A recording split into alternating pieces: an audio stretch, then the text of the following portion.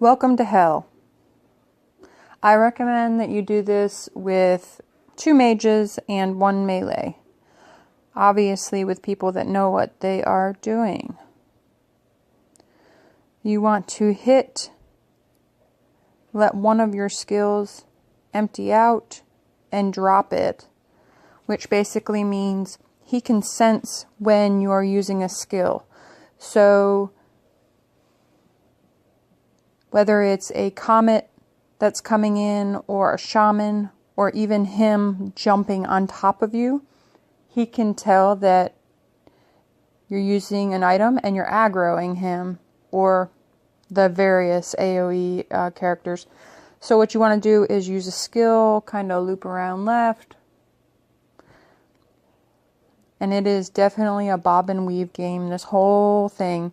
It does not matter how much power you have, you cannot tank this shit.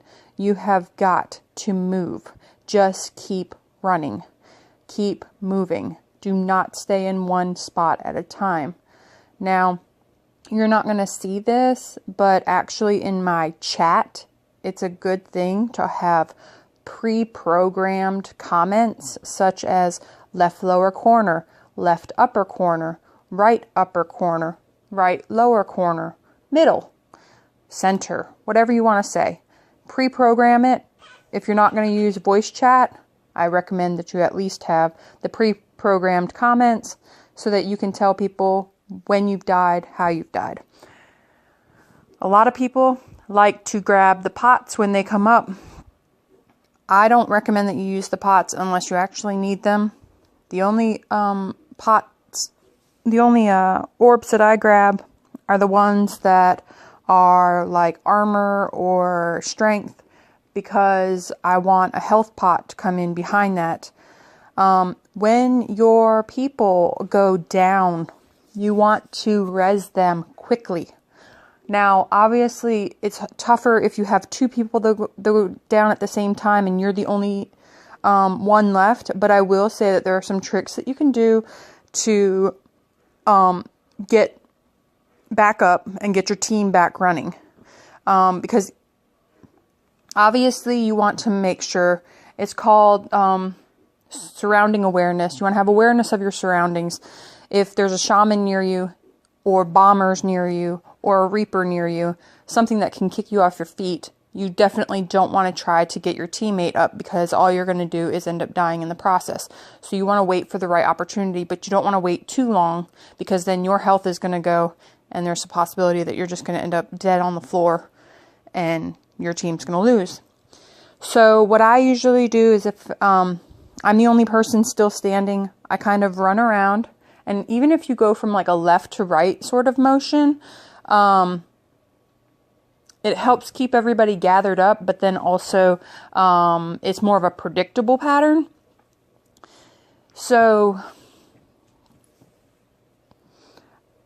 you want to use a skill that pushes the opponent off of you, and then preferably wait until your ultimate cooldown hits a timer, so that you can pop the ultimate, and then when you're up in the air, you can kind of see where your co-mates are located, and then you want to move quickly to them, because you only have a very limited opportunity to get them up. So pop your ult, grab your co-partner, and then your team should be up and running again. Like I've said in many other videos, your shamans, let them pop it, and then you can kill them. And then also another thing, like you just saw, was like a diversional res. So basically my teammate took the boss's attention to the left, and I was able to res on the right of the boss. Also, one other thing that you'll see, and I've said this in other videos as well, is that I evade into the boss, and then I pop a skill. So it's an evade up on top of an evade, which helps you prevent from taking damage.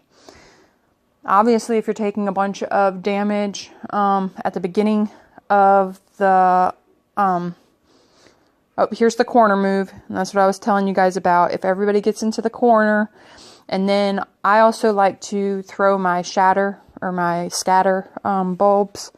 And, you know, like you just saw, Zuli did the twirl. You want something to help you kind of keep those characters off of you. If you have to go off in a corner somewhere and take a minute and let your health kind of regenerate, I would rather you do that. Or if you're going to die, it's better to kind of die at your co-mate's feet so that they don't have to struggle to find you. And then also it's just a quick res. And as you see, after he rages, he kind of just stays in a corner. So the only way he's going to come after you is if he jumps on you. Which is why I prefer to keep that left lower corner as my sacred space, because then I can see him and continue to do damage.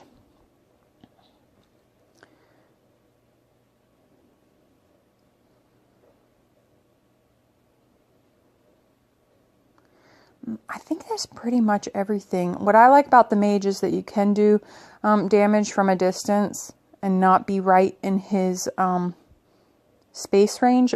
Also, another thing that I've noticed is that with the twirl, sometimes it doesn't hit me. It doesn't do anything. So I feel like it's kind of like a vortex. If you're on the inner part of the whip, it doesn't hurt you. Now, this could be a theory that you guys can prove me right on. All right, see you guys next time.